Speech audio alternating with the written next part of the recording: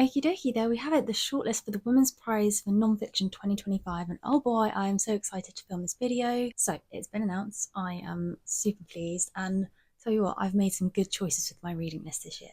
So in this video, I'm going to talk about the books I've read so far from the shortlist. It's really good. And then the books I'm surprised that didn't make it, and then I'm going to take a punt at predicting this year's winner, because why not? I'm going to talk about the shortlist, because I think that's the best place to start. So I've got my notes in front of me. We have Raising Hair by Chloe Dalton, The Story of a Heart by Rachel Clark, Private Revolutions, Coming of Age in a New China by Yuan Yang, What the Wild Sea Can Be, The Future of the World's Ocean by Helen Scales, A Thousand Threads by Nene Cherry, and Agent Zoe, The Untold Story of fearless World War II resistance fighter Elzbieta, I think it is, Zawaka by Claire Mully. And it is a great lineup, and I'm so pleased to say that I have read, how many does that make? 1, 2, 3, 3, and there's a fourth that is really top of my list. So the books I've read so far, I don't have it with me because I have since sold it. It is Raising Hair by Chloe Dalton. I spoke about this in my last video, my monthly wrap up, and oh my goodness, what a beautiful book this was. It was by far my most favourite book I've read so far this year, and it still stands.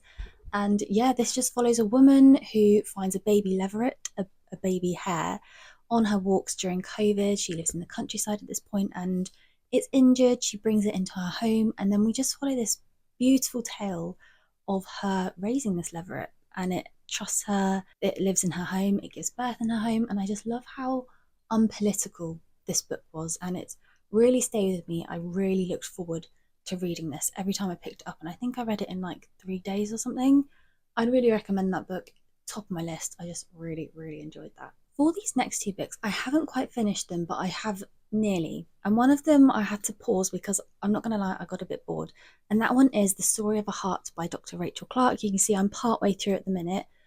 The first bit, the first chapter of this is pretty harrowing, and I was borderline tears at how beautifully written this book is and just the story of what it's about. So this follows, I say it kind of goes like, we start, the middle point of the stories here of what's happened, and you've got the past here, which comes together to this point of what's happened, and then we go forward to the future of what's happening. And so far, so this girl called Kira has died in a car crash. She's pronounced brain dead, but she still has a healthy heart. Other side of the country, there's this young boy who is in need of a heart transplant. He gets Kira's heart. And this story, yeah, I've not finished it, but I think I have seen what's happened before. What's that? Why are you crying? Can you say hello? Okay. Sorry, Harry needed my attention. So where were we? Story of a Heart by Rachel Clark. She also wrote the book Breathtaking, which I think I have on my Kindle, and it was also turned into it was either BBC or ITV programme with Joanne Froggatt. This one, like I said, I started reading this in the park during my lunch break, and the fact I was borderline tears, I was like, oh my gosh, this is gonna be a powerful story. And I think I mentioned I paused on this one because I think it's very sciencey. So it's very well researched, but in terms of, it's a strong start for the book, but then it goes into, I say, little snippets of the story of getting to the transplant, because it goes into the incident that happened as to why Kira and this young boy, I can't remember his name, Max maybe, why they're in this situation. It's just a beautiful telling. It's very thoughtful, very heartfelt, and very delicately addressed as well. It's one of those ones I really have to pay attention to. Apart from the first chapter, that was just pretty immense. But since then, I think because it's gone into the real sciencey part of it, of how transplants work, the science of how it all came about, and then trial and error and stuff like that. I've never been a sciencey gal. It kind of goes over my head. But this, I'm keen to get through it because I'm nearly halfway. And it's just, yeah, one of those ones where you probably won't forget it when you're done. And the final one I've recently read, I will probably finish this today, is Private Revolutions, Coming of Age in a New China by Yuan Yang. Wow, okay, this is another one that I've looked forward to reading, hence me pausing the other book to focus on this. I'm nearly done now. This follows 4 women in China, and they were born between the 80s and 90s, and it's surprised me at how recently it comes up to, like even the early 2020s, in terms of their lives, how they're adamant they're going to defeat the usual Chinese regime that's set for women, where it's like, you leave university, you get married, you have babies, And it's just the whole balancing act of that. But these women, they want something a bit more. Yes, some of them have children, but they also want to do more in China, especially as this addresses them growing up in a time when China was embracing capitalism. Now, I am quite ignorant when it comes to this stuff in terms of I don't know enough, or I've not researched enough about history, all that kind of stuff. It's just like, it's not something I've read about before. But I don't know if I can do this where I can compare to books like Mongrel and Real Americans. Both are fiction books, but they deal on Japanese and Chinese culture. Not at all comparable to this, but similar in ways that I enjoy the experience of someone else's experience growing up in a different culture, a different time where they're perhaps oppressed. And this, I think that's why I'm enjoying this so much, because it follows these 4 different women. They all have different experiences, but they're all so strong and they're keen to overcome the challenges set against them. And yeah, I've been really enjoying this, and I'll probably finish this one today. That means I'm halfway through the shortlist. The other one that is top of my list and comes out in paperback next week, which I'm holding out for, is What the Wild Sea Can Be by Helen Scales. I've got my notes from now on because I don't have the copies in front of me. This, I understand, is a nature book, and I am already sold. I spoke about wintering and the outrun in last month's video about how I just love books that are tailored to nature. And from what I understand, this focuses on the damage humans have done because of climate change and how we can maybe not reverse it entirely, but manage and work on ways to slow it down and just protect our planet. A Thousand Threads by Nene Cherry. I did not have this on my radar as a book I wanted to read, but before this video I quickly researched it, and it follows a Swedish singer. Oh, that's a tongue twister.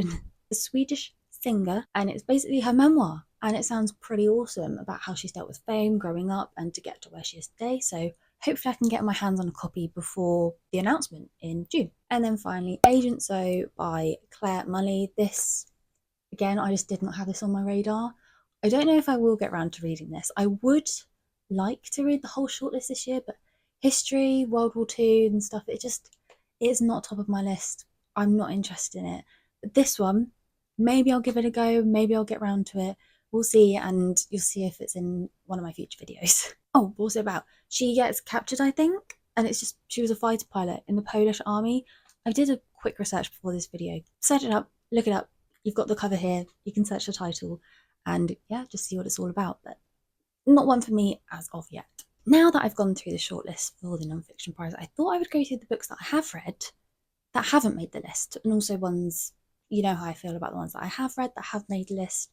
Story of a Heart and Raising Hair and Private Revolutions. So I think this has surprised a lot of people. Ootlin by Jenny Fagan. I have since sold my copy as well. Wow, what a memoir this was. So it follows Jenny Fagan and her life growing up in care. This is very harrowing. It deals with her experience of abuse, being adopted and then unadopted, and the fact this has happened to someone, and I think she's only in her 30s, maybe 40s by now, that sometimes that happens in a lifetime to someone that's been dealt very unfortunate cards. But the fact she's experienced this all so early, and I was reading it, I was like, how is this happening to one person? And it's just so well written, it's so compelling, even though it's someone's life. And I remember taking it up to see my family, and I was just in the garden reading it because I was just so obsessed with it. Similar to Raising Hair, I reckon if these two were both in shortlist, I reckon Ootlin would just be up there a little bit. But again, really surprised it is not in the shortlist. But yeah, it's really eye-opening. And some of the notes that were made about her by the care system, it's just crazy how people would treat them. I'm pretty lost for words on that. It was one of those ones I won't forget for a long time. And then a final one I'm reading is The Peep Show, The Murders at 10 Rillington Place, I think it's called. I'll put the title here. This one, I'm struggling to get through this. I'm not going to lie. I don't know if it's because I'm reading it on my Kindle, so like maybe is it a Kindle reading experience, but I'm finding it really hard to read. There are quite a few people it follows, and even if I try to tell you what it's about, I don't think I can do it properly because it's just so disjointed at times, and I'm struggling to follow, and I'm not that compelled. It follows this guy who has apparently just murdered loads of people. That's the premise of the book. I don't really know a lot about it. I'm trying to finish it. I'm about 20% in at the minute. Yeah, they're my thoughts on that. But Ootlin, I'm really, really surprised it's not on there. Overall, I'm really, really pleased with the shortlist. So March was a really heavy month for women's prize books, fiction and non-fiction. I'll hopefully do another video on the fiction shortlist when that comes out. And I reckon I'm more excited for the non-fiction prize this year. Also, Emma Gannon, if you follow my channel and my blog for a while, you'll know I'm a really big fan of her, and she is one of the non-fiction prizes this year. So yeah, you're damn right that I'm following it this year. But also I have this thing with the books, I try to read as many as I can. So I reserve so many books from the library and I struggle to keep up that I'm trying to read as many books as I can before the shortlist is announced. Because if I don't, I probably won't read them again. Also, I was meant to say, some of the books that I've not read but am interested in, Autocracy Inc., that's another one. So I haven't read it, but the more I read the blurb and hear more things about it and see more reviews, I'm like, why didn't this make the shortlist? Because it seems really important. Again, I can't really tell you what it's about because I haven't read it, but here it is. It follows, one I understand, why people in power are the way they are, what's going to happen with us in future, because let's just face it, the world's a pretty poop place to be in right now, so that's why we read books to escape it. Like I said, What the Wild Sea Can Be is also on my list. Sister-in-Law is also one that I want to read as well. I think that's come out in paperback, so that'll be something I'll get my hands on. And I think that follows feminism, the movement of women's rights and everything, and powers. And finally, one of my boyfriend's friends wanted to read this book, Why Fish Don't Exist. Apparently, this was released in like 2020 in the USA, and it's only in the last year come out in the UK. So when he found out, he was a bit surprised, and I'm like, well, there we go. And I managed to find a copy on Vinted, so I'm waiting for that to arrive. And then I guess as a result of doing all of this, it's made me realise, because I hadn't read so much non-fiction before, or it's been like wintering or the Outrun nature kind of books, it's encouraged me to step out my comfort zone and read a few more, and then do a massive library spree. And that has meant revisiting some of the past books on the shortlist or long list, including A Flat Place, which was shortlisted last year. I went to the Women's Prize Live event in London, and the shortlisted authors did readings. So this one by Noreen Massoud, and I think this is a memoir as well. A lot of these are memoirs, and it makes me question, like, how fair is it to judge someone's life in a way? But I don't know what the non-fiction list would comprise then if it didn't have memoirs, because they're just so damn good and so compelling, and these women are beautiful, talented writers. This one is a memoir, like I said, and it just, from what I understand, I'm yet to read it, encompasses her growing up in Pakistan to then come to the UK and what nature means to her at different stages of her life. And finally, there is Codependent Living in the Shadow of AI. This has also come out in paperback as well recently. And this, I remember her doing the reading again last year, and it was just so compelling, understanding AI isn't entirely computers. There is often a human behind it, and just what price it takes for them. You know what I'm trying to say? And then just the opening of this, when she talked about cookies, not the cookie yum yum, but your computer cookies, I was sold from the start. So when I'm in the car, I will try and listen to that on the audiobook. So yeah, I think that is everything I wanted to say for my video. And I said I was going to take a punt on the winner. I'm going to say, I know I haven't read them all. I'm still making my way through, but if you can guess already,